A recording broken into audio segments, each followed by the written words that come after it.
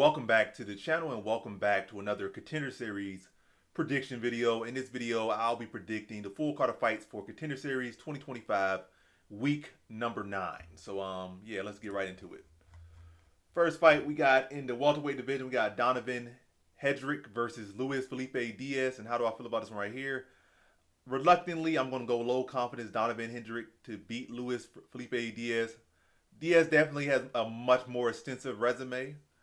It hasn't been all sunshine and rainbow, but it's more extensive.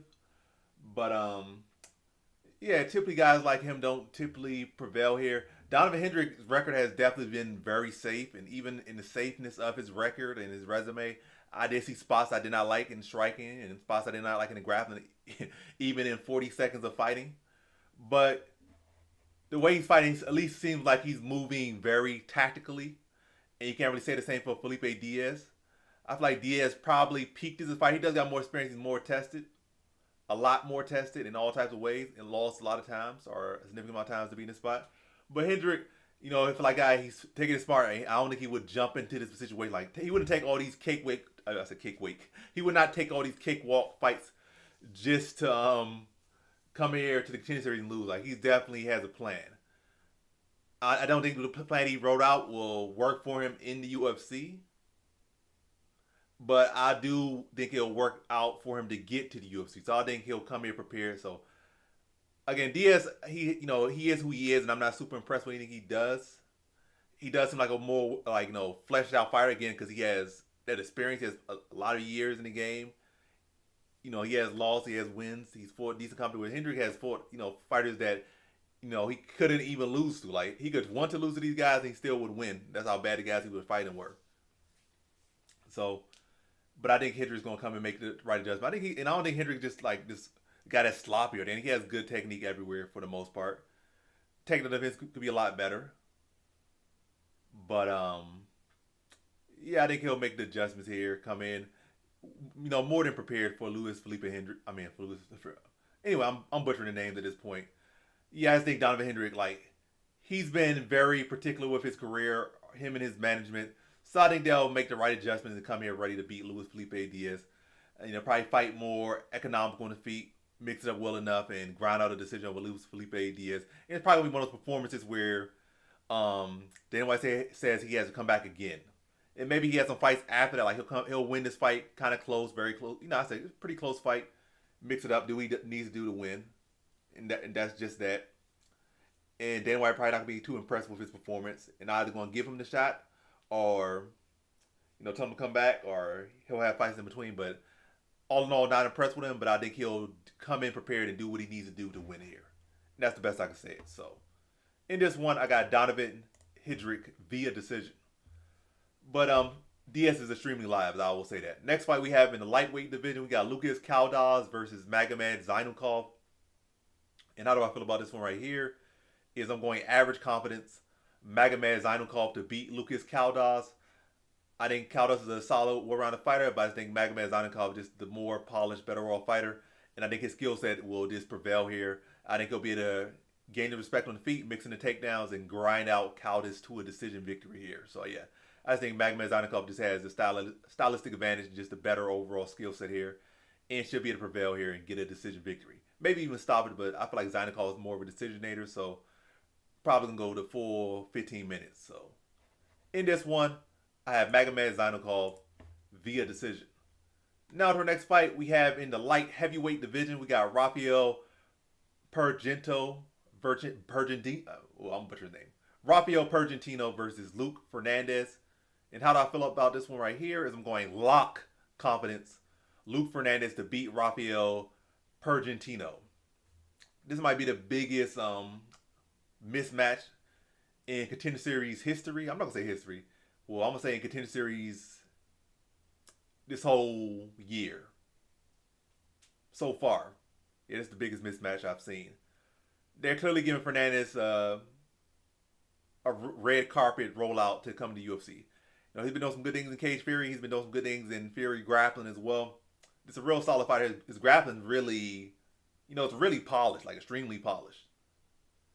And I think he come in the UFC and do pretty well. If they, move him along. They try to throw him into the deep end. I don't think he'll swim.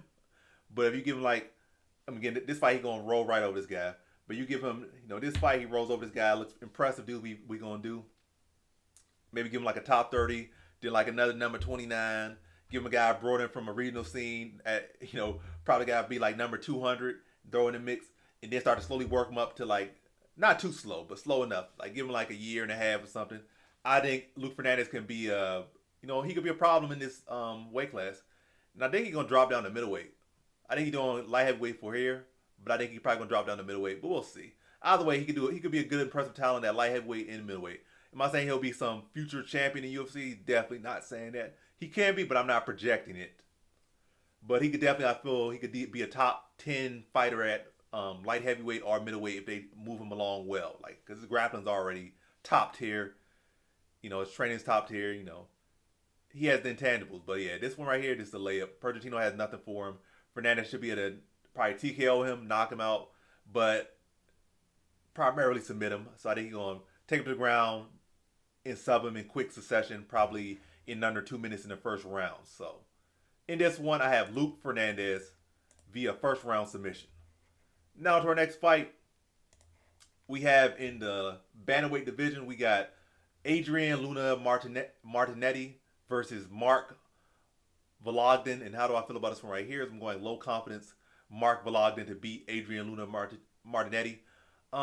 Really can't go too much confidence when I really don't even care about this match, to be honest. Like, it's just so up in the air in my opinion.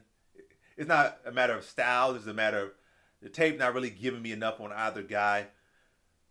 But yeah, Vologdin probably the better grappler, so he'll probably be able to dictate where this fight takes place.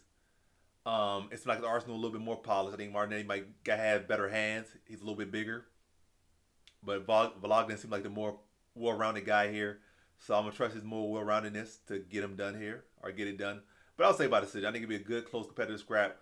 But Vologdin just being the slightly more put-together guy here. And that's all I'm going to say about this one. So in this one, I got Mark Vologdin via decision. Now to our main event, we have in the flyweight division, we got Emmanuel Rodriguez versus Roque Jr. And how do I feel about this one right here? I'm going low confidence Emmanuel Rodriguez to beat Roque Jr. So both of these guys look like solid, well-rounded talent. Jr. has a couple losses, but when you really look at them, they were pretty competitive scraps. He was definitely in those fights, and they could have went his way, some of those losses. So he's a solid talent. He's definitely not to be slept on. But I just think they're both, relatively similar skill level, I guess, skill and talent level. And when it comes down to that, it typically comes down to who's going to push the pace, who's going to grind more. And I think that is Emmanuel Rodriguez. Rodriguez pushes a high pace, very aggressive, and will look to mix up in the striking and the grappling department. And I just think it'll come down to the pacing and effort, pacing, pressure, and volume of Rodriguez. Junior probably gonna try to land those clean shots, but if like that shot's not able to sit Rodriguez down or slow him down, he's just gonna continue to put out volume and put out that pace. And I think that's gonna be the difference here. Like that's gonna be the differential here is Rodriguez pacing and volume. Like he's gonna be throwing in combination also where Junior will be looking for those one big shots. He's a sharp fighter, but he's just not that sharp. Like I can see if Roque Jr. like a real sharp, like counter puncher, like a real high level striker. Like say he's high level, but as far as where they're at right now, they're both high level where they're at right now. But I'm talking like a guy like you could throw him in the UFC and like based off his striking, and you probably put him like a top 15 striker in his weight class or something like that, or top 20 striker.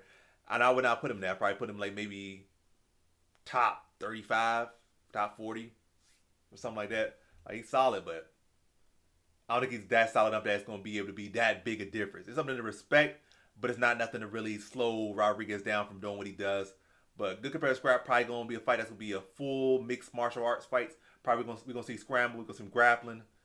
But in all things, again, Rodriguez is more of a scrapper, more of a grinder than Junior, in my opinion. And I think he'll prevail in those scrambles. He'll prevail in the striking department as far as just like landing more shots and getting better. Who's landing some shots because he's throwing a combination more so than Junior. Junior more so looking for those one shots. He'll throw a combination too, but not nearly as much as Rodriguez will. Again, it's just the pacing I think is going to be the difference, and that's going to be on the side of Rodriguez. So in this one, I have Emmanuel Rodriguez via decision. And so that concludes my fight predictions for the full card of fights for Contender Series 2025, week number 9. Thanks for watching. Like, comment, subscribe, and come back for more videos. Peace.